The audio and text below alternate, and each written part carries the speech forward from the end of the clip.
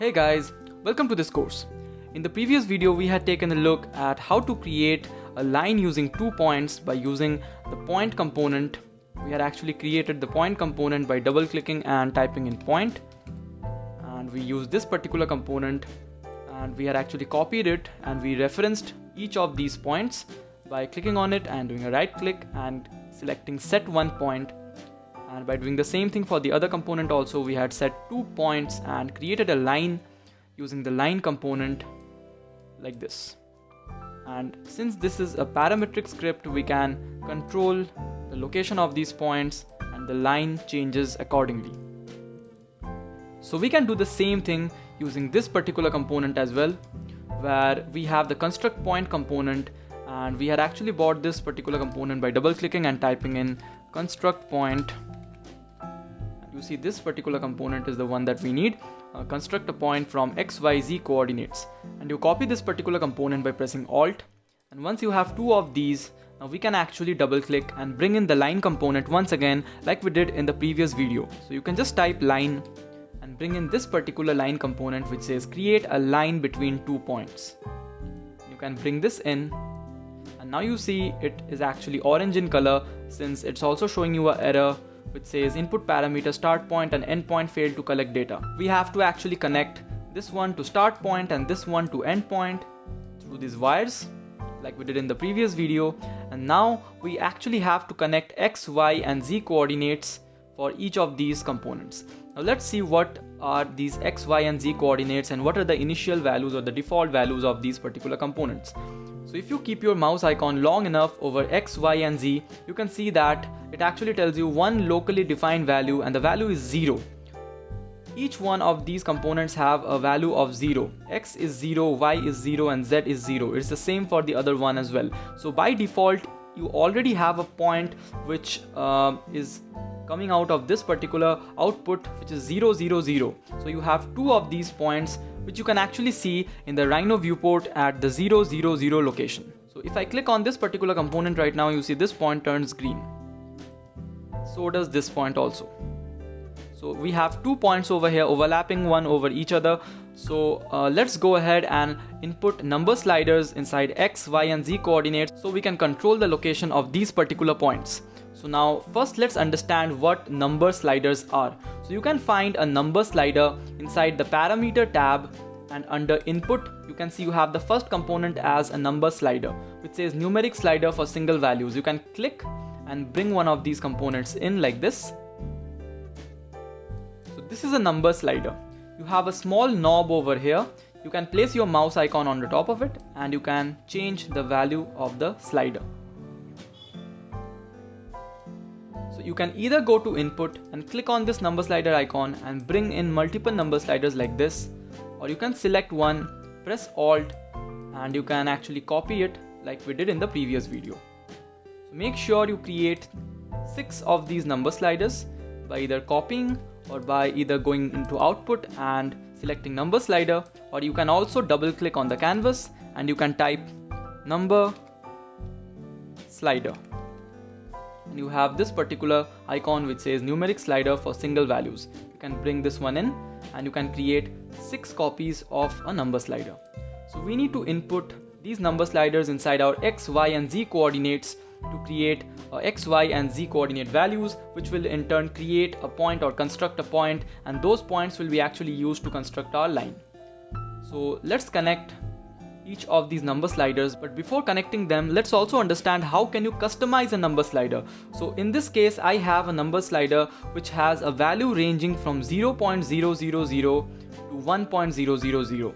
So in case if I want to change these values, if I want to change the decimal places, if I want to change the kind of numbers that I have on the number slider, then what you have to do is you have to double click over here where number slider is written, and then the small dialog box will open up. Now you see you have the name of the number slider over here.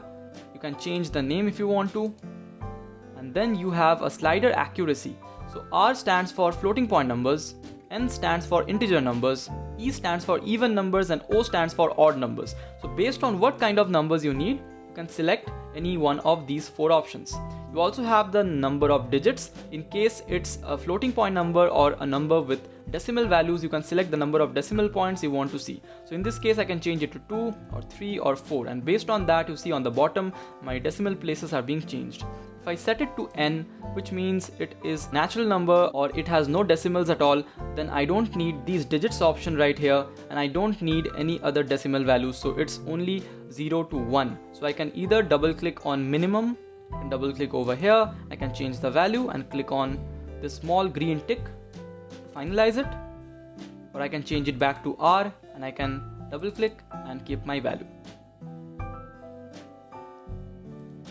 So based on what minimum value and what maximum value you need, you can actually double click and set it. So in this case, say I want a number slider from 0.000 to 10.000. So I can double click and change my maximum value to 10, and I can click on this green icon and change it from 0 to 10. Hence now I'll have a number slider from 0 to 10. You can check that out on the bottom. You see you have 1.000 right now, but you can change it to 0.000 and you have it to 10.000. You can change it to 2 decimals so that there is not a lot of confusion. So it's 0.00 to 10.00, and that's how your number slider will look. You also have a range option over here. This basically tells you what is the range of your number slider. So if it is 0 to 10, it's basically maximum minus minimum. So 10 minus 0 is 10, hence your range is 10. So after setting up all of these values, you can just click on OK. Now you have a number slider from 0.00 to 10.00. So in this case, what I'll do is I'll delete all the other number sliders so that I don't have to do the same setting for each and every number slider. I'll just double click and I'll also change the name to X, and I'll copy this particular number slider 6 times.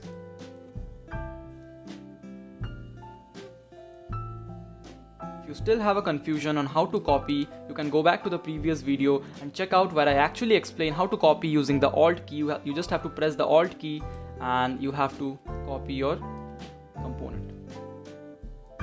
So now you can change all these names to X, Y and Z corresponding to where you actually want to input these values. So I'll just double click and change this to Y, click on OK. I'll double click and change this to Z and click on OK. So I'll do the same for these values as well.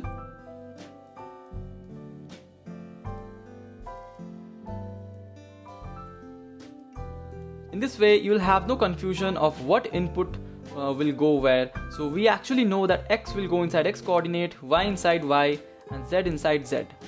And over here, X, Y and Z.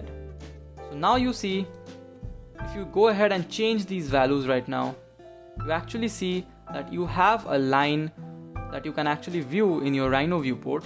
And based on your coordinates, you have actually created 2 points, and you can actually go ahead and change their location, their position, and based on that, you have actually created a line between those 2 points. So this is my first point, this is the second point, and this is the line that I have created out of these 2 points. So you have 2 ways of creating a line. You can either reference points from Rhinoceros and you can input them inside Grasshopper and create a line, and you can change them by selecting the point and moving them using the gumball tool. You can either do this, or you can create points inside Grasshopper using the construct point component, and you can enter number sliders and you can change their values, the X, Y and Z values, and your corresponding output will be a line using these 2 points right here. So what we have right now is a parametric script where we can actually control these parameters, X, Y and Z parameters, and we can create the line in the way that we want to. Now let's look at some other settings in Grasshopper that you should actually know about. We have created a line using 2 points. Now you actually cannot select this inside your Rhino window. If you try to select it inside your Rhino window, you are not able to. That's because Grasshopper geometry cannot be edited inside your Rhino window. If you want to bring this geometry inside your Rhino window and edit it further, you have to bake it. So how do you bake a piece of geometry? In order to bake the output that you want to, first you need to determine which is the output that you want to bake. So in this case, if I want to bake this line and only this line, I'll have to go to its output. This component is where this line is. So start point and end point are these points, and this line output is this line. So you need to be very careful on which input or which output you are using the right click on. So if I right click on this start point and if I click on bake, then I'll be actually baking the point. In this case, I need to bake this line. So I need to right click exactly on line and I need to click on bake. If I click on bake, it will give me this small dialog box of attributes. Now you can actually select the layer on which you want to bake. Currently inside Rhino, I only have one layer which is named as default. If you have any other layer, it will actually show up over here. You can select the corresponding layer and you can bake it inside that particular layer. You can also change the color according to the layer, or you can select any color from over here in this particular manner. For now, I'll just select by layer and I'll let this be on its own.